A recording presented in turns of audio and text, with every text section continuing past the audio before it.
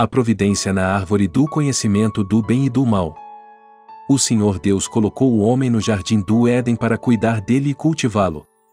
E o Senhor Deus ordenou ao homem: coma livremente de qualquer árvore do jardim, mas não coma da árvore do conhecimento do bem e do mal, porque no dia em que dela comer certamente você morrerá. Gênesis 2, 15 ao 17. Aqueles que não conhecem a profunda providência de Deus para a cultura humana podem frequentemente perguntar o porquê Deus colocaria a árvore do conhecimento do bem e do mal no jardim e o homem no caminho da destruição. O Deus de amor não pôs a árvore do conhecimento do bem e do mal no jardim para levar a humanidade intencionalmente ao caminho da morte. Então qual será o propósito de Deus tê-la colocado no jardim do Éden? 1. A bênção e a advertência dadas ao primeiro homem Adão.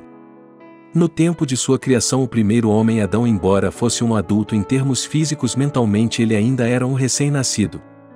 Desta forma, enquanto estava no jardim do Éden, Adão teve que passar por um processo a fim de ganhar bastante conhecimento espiritual de coisas como Deus, o mundo espiritual, a verdade, a bondade, a luz, etc., assim como o conhecimento necessário para governar a criação.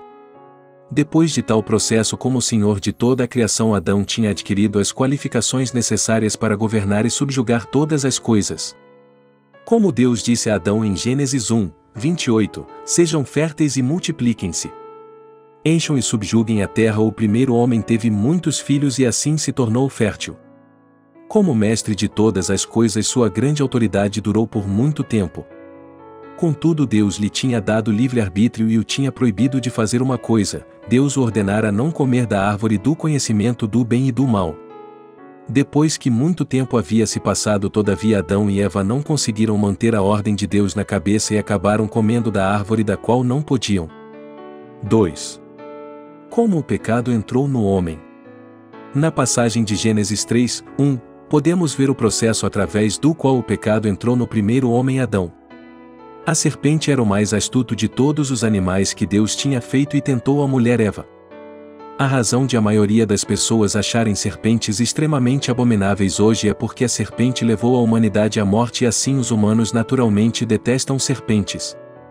No jardim antes da tentação e diferente de hoje, a serpente tinha uma aparência bela aos olhos. Contudo, ela era também muito astuta e podia até ganhar o coração das pessoas. Um dia a serpente perguntou à mulher: foi isto mesmo que Deus disse, e não comam de nenhum fruto das árvores do jardim? Em resposta, a mulher respondeu à serpente: podemos comer do fruto das árvores do jardim, mas Deus disse, e não comam do fruto da árvore que está no meio do jardim, nem toquem nele, ou do contrário vocês morrerão. Enquanto Deus havia claramente dito: vocês certamente morrerão, Eva disse à serpente que Deus tinha dito: vocês morrerão. Desconsiderando e deteriorando a direção de Deus, Eva acrescentou sentido e até mesmo mudou as palavras de Deus, de vocês certamente morrerão para vocês morrerão. A serpente reconheceu o tipo de oportunidade que tinha à sua frente, agarrou-a e disse a Eva: certamente não morrerão. Deus sabe que no dia em que dele comerem, seus olhos se abrirão e vocês serão como Deus, conhecedores do bem e do mal.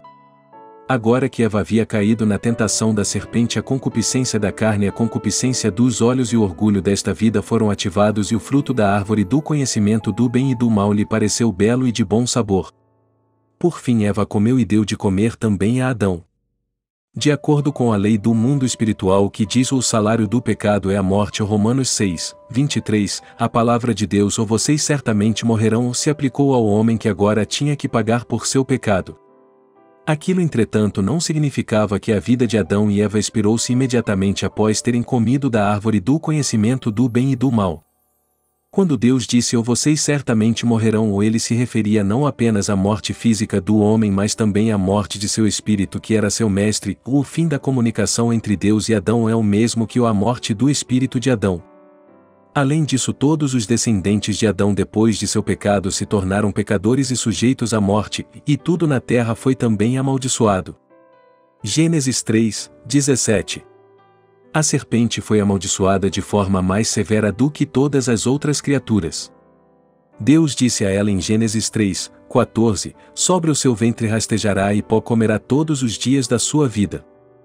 Espiritualmente, a serpente aqui se refere ao inimigo diabo e Satanás, e o pó ou cinza simboliza o homem que foi feito da poeira da terra. Em outras palavras, dizer que a serpente comeria pó significa que o inimigo, o diabo e Satanás governaria e traria dificuldades, aflições e sofrimento a pessoas carnais encharcadas de pecado. É por isso que as pessoas que caem neste mundo sofrem com todo tipo de dor. Quem as faz sofrer é a autoridade do inimigo, o diabo e Satanás. 3. A razão de Deus ter colocado a árvore do conhecimento do bem e do mal no jardim do Éden. Embora Deus já soubesse que Adão comeria da árvore do conhecimento do bem e do mal, ele a colocou lá por querer dar a Adão a verdadeira felicidade. Enquanto vivia no jardim do Éden, Adão não tinha sofrido. Como resultado, ele não conseguia ainda saber o que era a verdadeira felicidade. A fim de que os homens conhecem o verdadeiro valor de algo, eles precisam experimentar seu oposto e aprender por meio da cultura de relatividade. Por exemplo, se você nunca esteve doente desde que nasceu, você não consegue entender a magnitude do sofrimento e dor trazidos por uma doença e também não pode apreciar ter a boa saúde. Somente aqueles que já passaram fome podem apreciar a abundância de comida, e somente quando há maldade e escuridão é que as pessoas podem entender verdadeiramente a bondade e a luz. Sem nunca ter testemunhado a morte no jardim do Éden, que era isento de dores, Adão não pôde entender Deus quando ele lhe disse que ele morreria se comesse da árvore do conhecimento do bem e do mal. Ao vivenciar o tormento e a dor associados à fome, frio, calor, morte, separação, pecado e maldade neste mundo amaldiçoado, Adão pôde finalmente entender o quão feliz e contente era antes. Por mais abundante que seja a vida de uma pessoa, se ela não conhecer a verdadeira felicidade, quem poderá dizer que ela está vivendo uma vida com sentido? Uma vida que verdadeiramente vale a pena seria aquela em que a pessoa sente a felicidade mesmo que tenha de sofrer momentaneamente. É por isso que Deus colocou a árvore do conhecimento do bem e do mal no jardim, para que o homem reconhecesse e entendesse a relatividade, vivenciando a dor e o sofrimento. Em seu livre-arbítrio, Adão comeu da árvore do conhecimento do bem e do mal, e como resultado de seu pecado, a humanidade passou a viver no meio de sofrimentos advindos de frio, calor, doenças, pobreza, fome, separação, morte e todo tipo das coisas. Quando entraremos no céu depois de termos aprendido essa cultura de relatividade e passado pela cultura humana, veremos como a vida lá é maravilhosa e agradeceremos a Deus de coração, vivendo lá em perpétuo gozar alegria.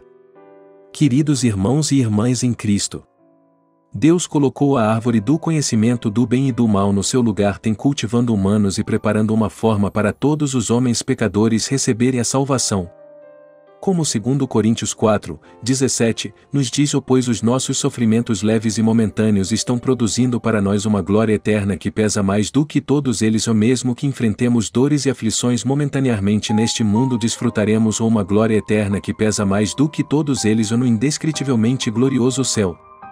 Oro em nome do Senhor para que vocês possam entender o caminho da salvação, possuir a alegria e a felicidade da mesma e finalmente viver no eterno céu.